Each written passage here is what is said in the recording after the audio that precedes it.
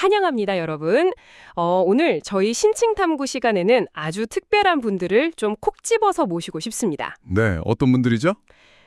나는 내일은 진짜 잘하는데, 금융이나 재테크라는 단어 앞에서는 왠지 모르게 좀 작아진다 하시는 분들. 아, 꽤 많으실 텐데요. 맞아요.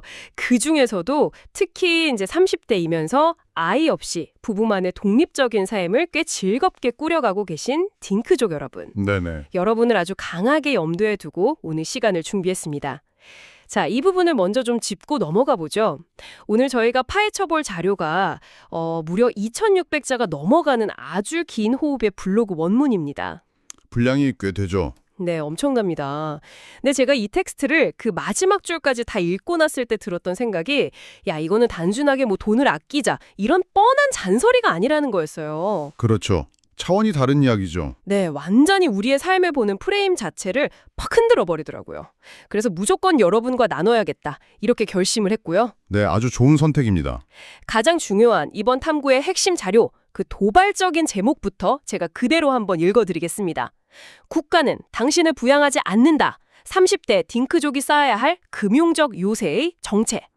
와, 어떠신가요? 제목만 들어도 뭔가 뼈를 때린다고 하죠? 그 서늘한 바람이 부는 것 같으면서도 대체 무슨 이야기를 하려는 건지 호기심이 확 생기시지 않으십니까? 여기서 정말 흥미로운 점은요.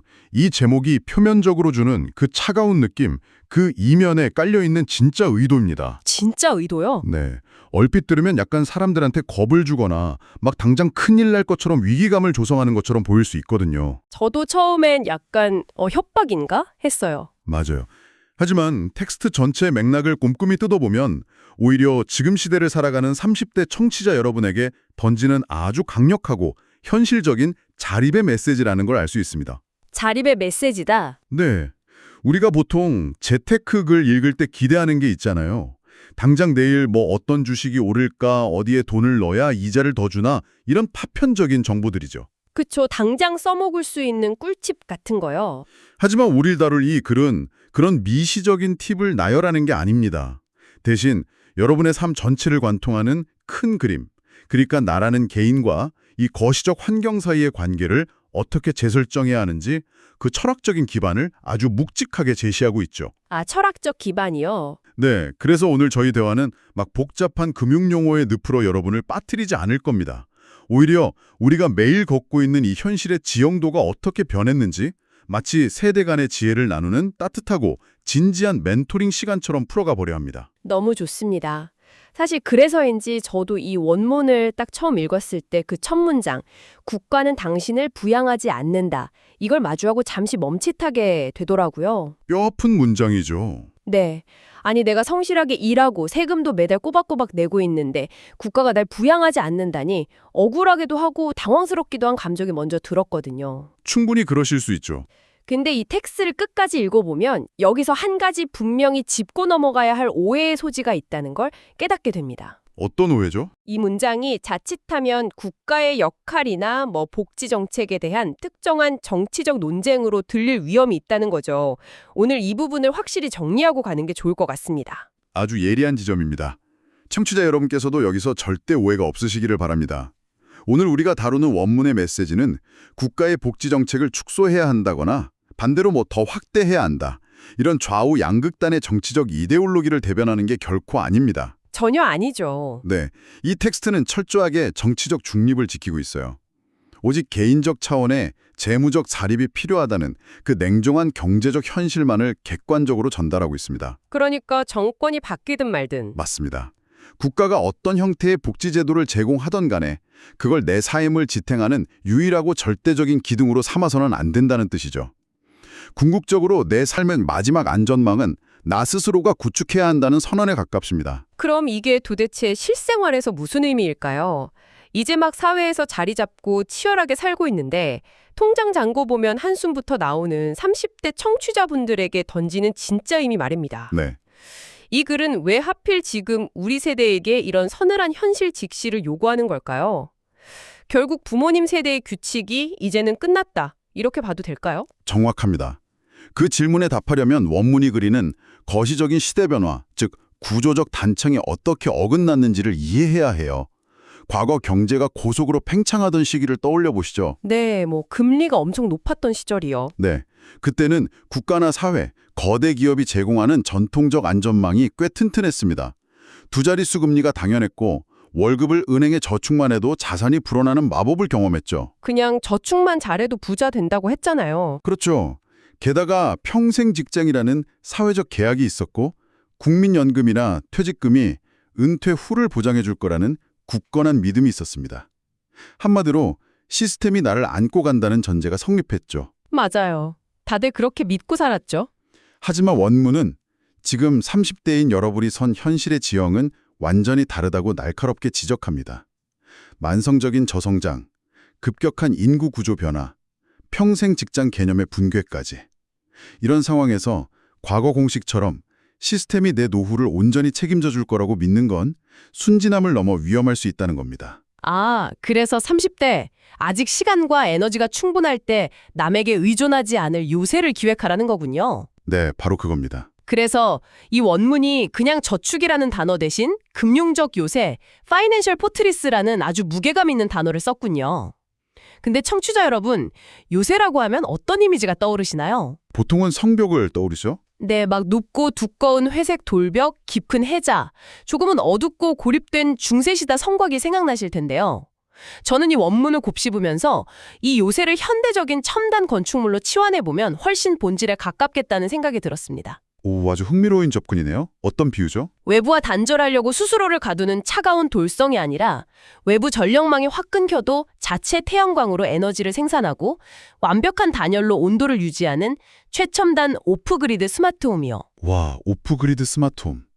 만약 우리가 이 개념을 더 큰 그림과 연결한다면 방금 말씀하신 그 비유가 원문의 자립추락을 완벽하게 꿰뚫고 있다고 볼 수 있습니다. 그런가요? 네, 이 비유가 탁월한 이유는 외부 시스템으로부터의 독립성을 가장 잘 보여주기 때문이죠. 오프그리드 주택의 핵심은 국가의 지원이나 회사의 월급이라는 거대한 외부 파이프라인에 전적으로 의존하지 않는 거잖아요. 그렇죠. 내 전기는 내가 만든다. 네, 그 파이프라인이 갑자기 끊어지는 비상사태가 와도 내 삶의 불이 꺼지지 않게 자체 생존 생태계를 갖춘 공간이라는 뜻이니까요. 그렇다면 요새 밖의 세상, 즉 원문이 묘사하는 통제 불가능한 외부 경제 상황 변화는 이 건축 비유에서 뭘까요? 바깥 날씨 같은 거 아닐까요? 맞습니다. 바로 예측할 수 없는 악천후나 자연재해입니다. 여기서 원문이 경고하는 가장 시급한 현대적 금융 리스크 3가지를 짚고 넘어가야 하는데요.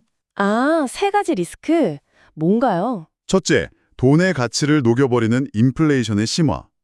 둘째, 내 자산을 뒤흔드는 주식시장과 자산시장의 극심한 변동성. 셋째, 예기치 못한 산업 구조조정이나 고용 불안입니다. 와, 진짜 살인적인 한파나 강력한 지진이네요. 그렇죠. 우리가 바깥 날씨를 통제할 수는 없지만 집을 튼튼하게 지을 수는 있는 것처럼 결국 요새의 정체란 이 악천후로부터 내 스마트홈을 지킬 튼튼한 기초 설계와 유연한 내진 설계를 의미합니다. 그러니까 무조건 안 쓰고 다 모으자, 이게 아니라는 거죠. 절대 아닙니다. 그렇게 극단적인 구두쇠가 되는 건 요새를 짓는 게 아니라 자기를 감옥에 가두는 거예요. 진정한 요새는 외부 충격을 흡수할 여유 공간에 만들고 인플레이션 속에서도 돈의 가치를 보존하는 자산의 단열재를 두르는 거죠.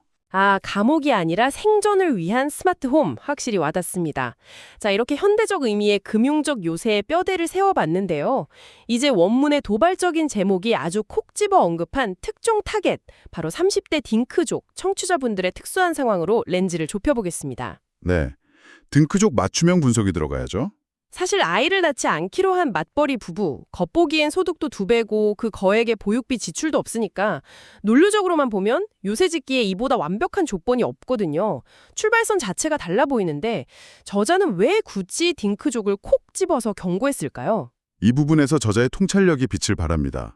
딩크족의 재정 상황은 방금 말씀하신 것처럼 겉으로는 굉장히 화려하고 여유로워 보일 확률이 높아요. 양육비 지출이 영원에 수렴하고 현금 흐름도 압도적으로 풍부하죠. 네, 진짜 부럽잖아요. 건축 비율을 다시 가져오자면 딩크족은 지금 당장의 막강한 현금 흐름 덕분에 아주 크고 화려하고 햇빛이 쫙 들어오는 통창 유리 온실을 지을 수 있는 자본력이 있는 셈입니다. 통창유리 온실, 듣기엔 너무 로man틱한데요. 문제는 원문이 지적하듯 이 아름다운 유리 온실이 아까 말한 외부의 경제적 악천후 앞에서는 너무나 취약한 구조물이란 사실입니다. 왜 그럴까요? 돈이 많으면 그 얇은 유리 대신 방탄유리 끼우면 되는 거 아닌가요? 풍부한 현금 흐름이 왜 깨지기 쉬운 온실로 전락하는 거죠? 여기서 딩크족만의 치명적인 심리적 맹점이 발생합니다. 바로 강제 저축의 동기가 절대적으로 부족하다는 구조적 취약성이죠. 강제 저축의 동기요? 네, 자녀 양육 가정은 피하고 싶어도 피할 수 없는 목적이 있어요. 애들 학군지 이사, 대학 등록금 같은 뚜렷한 압박이요. 이게 억지로라도 벽돌을 쌓아 올리게 만드는 강력한 채찍질이 됩니다. 안 모을 수가 없는 환경이 되는 거군요. 맞습니다. 하지만 딩크족은 이런 전통적 생애주기의 압박에서 완벽하게 자유로워요. 그러다 보니 현재의 높은 현금 흐름이 영원할 거라는 막연한 낙관주의에 빠지기 쉽습니다. 소득이 느는 만큼 소비도 팽창하는 라이프 스타일의 인플레이션에 너무 무방비하게 노출되는 거죠. 매년 좋은 차로 바꾸고 파인다이닝 가고 해외여행 가고 이런 게 어느새 기본값이 돼버리는 현상. 정확합니다. 그래서 원문은 딩크족이 우선적으로 갖춰야 할 세 가지 핵심 방어막을 제시합니다. 오, 아까 말한 그 세 가지 리스크를 막을 방어막이군요. 네. 첫째, 시장 변동성이나 단기적인 고용 불안을 막아줄 강력한 유동성 비상금.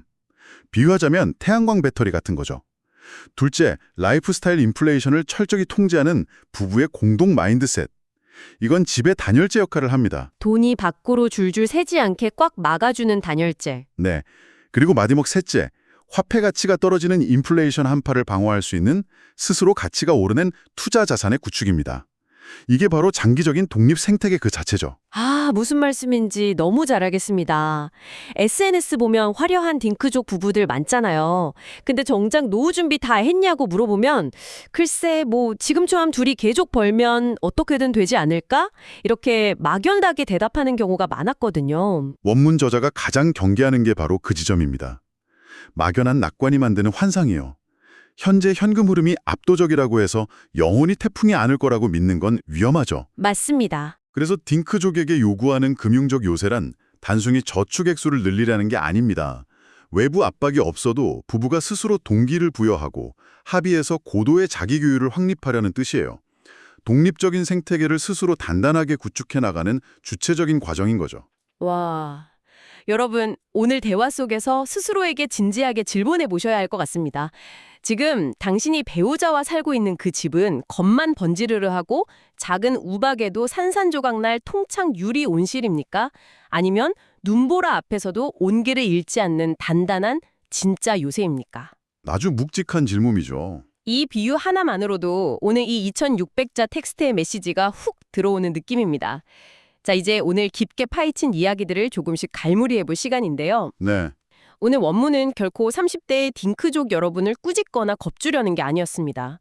오히려 국가나 회사가 내 안전을 책임져주지 않는 이 시대에 스스로 부부만의 삶을 완벽하게 통제하는 마스터 건축가가 되라는 뜨거운 응원의 메시지였죠. 맞습니다. 재무적 자립은 단순히 엑셀에 숫자 채우는 기술적 문제가 아니에요. 왜 당장 남에게 의존하지 않고 기초를 파야 하는가? 그 철학적인 마인드셋은 오늘 당장 확립되어야 합니다. 폭풍이 몰아친 뒤에는 지붕을 얹을 수 없으니까요. 오늘 저녁 당장 그 요새의 첫 설계도를 부부가 식탁에 펼쳐놓고 대화를 시작하시길 권합니다. 오늘 대화 정말 단 1분도 지루할 틈 없는 밀도 높은 멘토링이었습니다. 여러분의 이번 주말 소비 패턴에 작게나마 의미 있는 브레이크가 되길 바라고요. 네, 꼭 그러시길 바랍니다. 자, 이제 정말 마무리하면서 방송이 끝난 후에도 곰곰이 씹어보실 만한 도발적인 질문을 하나 던져드리고 싶습니다. 오늘 원문은 두 사람이 똘똘 뭉쳐 독립적인 요새를 쌓으라고 했죠. 소득이 합쳐지는 맞벌이는 분명 압도적으로 유리한 조건입니다. 엄청난 무기죠. 그렇다면 청취자 여러분, 만약 이 요새를 떠받치는 맞벌이라는 두 개의 거대한 기둥 중 하나가 예기치 못한 일로 당장 내일 멈추게 된다면 어떨까요? 지금 짚고 계신 그 화려한 금융적 요새는 단 하나의 기둥만으로도 전혀 흔들림 없이 하중을 버틸 수 있는 구조입니까? 아니면 한 기둥이 무너지는 즉시 유리지붕 전체가 와르르 가라앉는 위태로운 건물입니까? 이 서늘하지만 반드시 필요한 질문에 대해 여러분 부부만의 진솔한 해답을 꼭 찾아보시길 바랍니다. 아주 중요한 숙제네요. 오늘 나눈 지식은 실제 삶의 행동으로 옮길 때 진짜 힘을 발휘하니까요. 오늘의 심층 탐구는 여기서 긴 여운과 함께 마무리하겠습니다. 다음 시간에도 여러분의 생각을 흔들어 깨워줄 흥미로운 자료로 돌아오겠습니다. 함께해 주셔서 감사합니다.